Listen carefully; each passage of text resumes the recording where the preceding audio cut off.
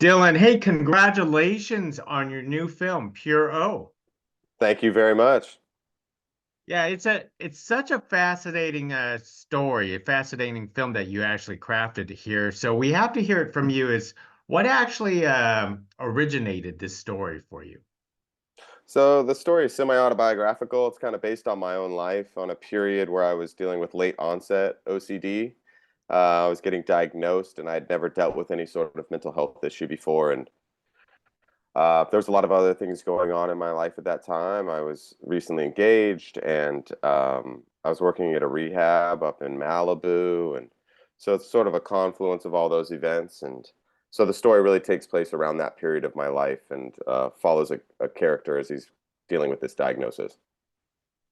So basically, the main character is actually you, but I found it fascinating because the story revolves all around OCD and just like yourself, I guess we thought we know what OCD is. So why don't you tell us what Right, right.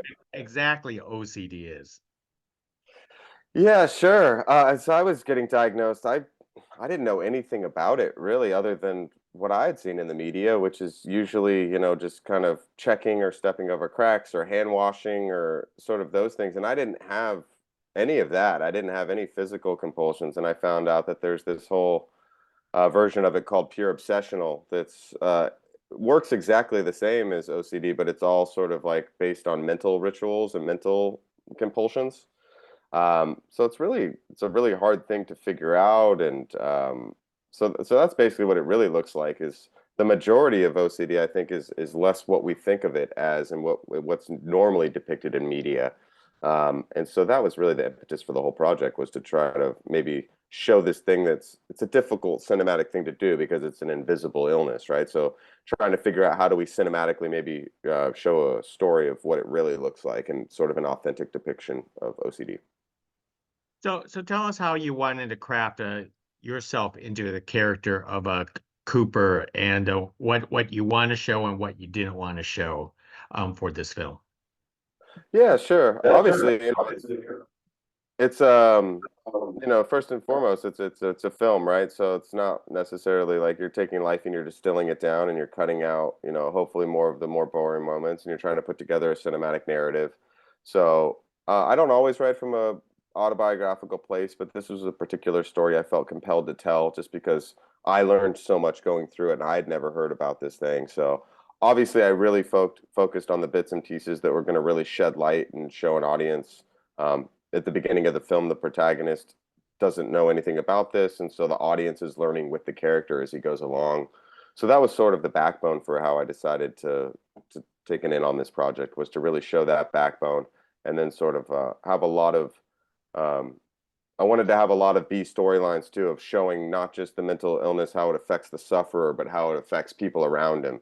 So I really looked at people that were close to me at that point in my life, and tried to go back and think about how my illness was affecting them and how it was affecting my work and how it was affecting other relationships, and really tried to give that its due. And so I added that on, but everything at its crux was really about shedding light on this particular illness. Absolutely, and it was easily divided into three parts. So I'm going to ask you to address the three parts. One of them was the group sessions.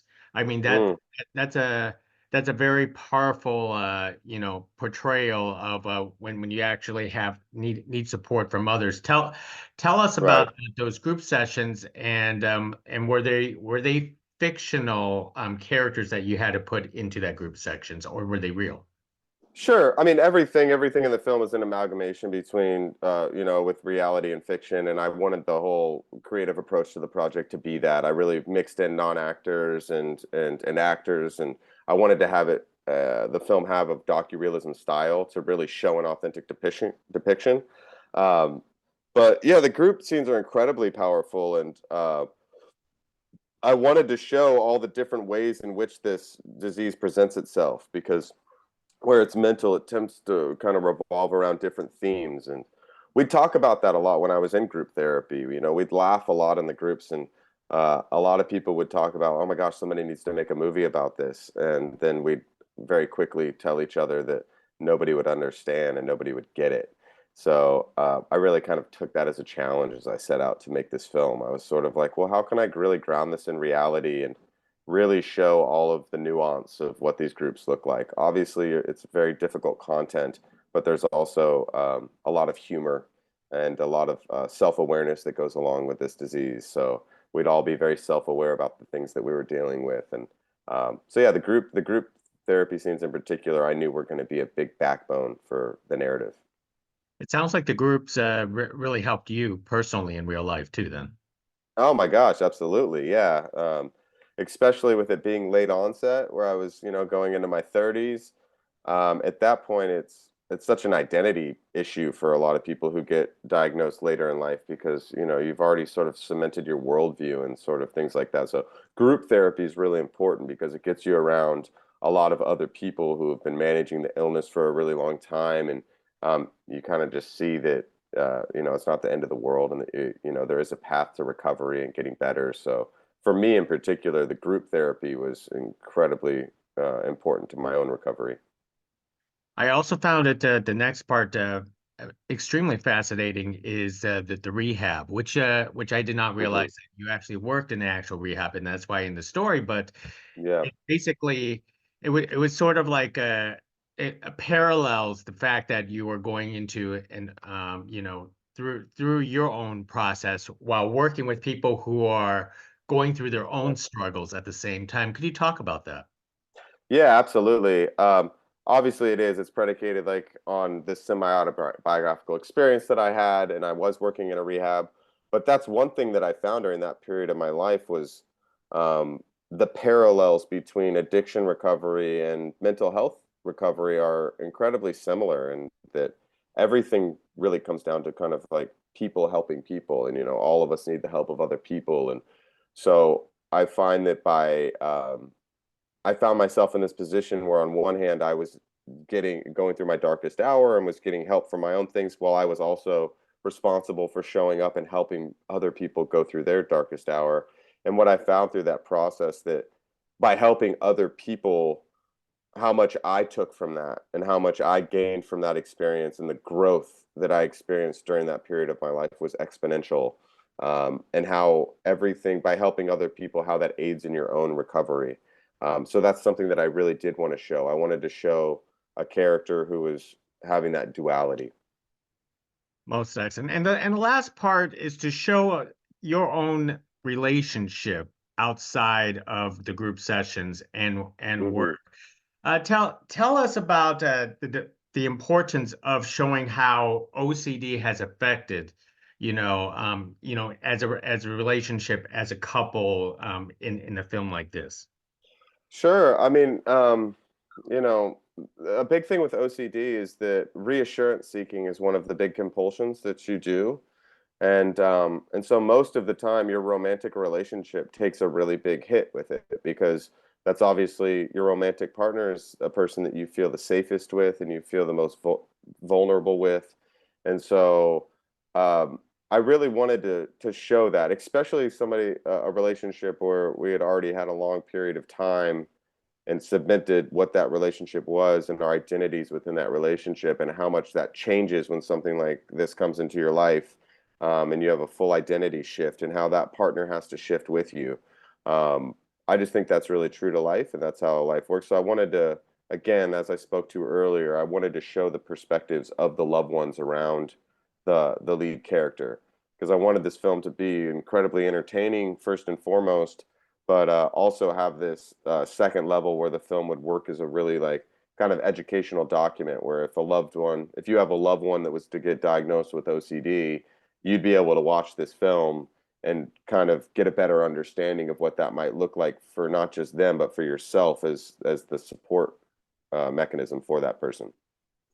Now, you have two excellent actors playing Daniel playing your practically yourself and Hope. Could you tell us Right. about why they were perfect and how you brought them on board? They were perfect. I've known Daniel for a long time. We went to college together. We went to drama school, and they're a real life couple, and so I was really excited about that idea. it kind of fit with the whole docu-realism thing that we were pursuing creatively on the project.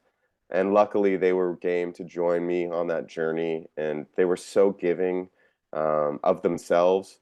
Because again, like you're saying, in the writing, the character was based on me, but once we went into production, I really wanted to empower my actors to bring as much of themselves to the role as possible, to try to really figure out how much of Daniel was in this character that he would be willing to kind of bring, and obviously mix that with some work that he did. But yeah, I just thought that it was great for the whole approach, the whole project, to really have a real life couple play the parts. And Dylan, the music, we have to touch upon the music. That is all Mm. your, a lot of it's your music that you did you craft that for the movie, before the movie, and how you wanted to use it.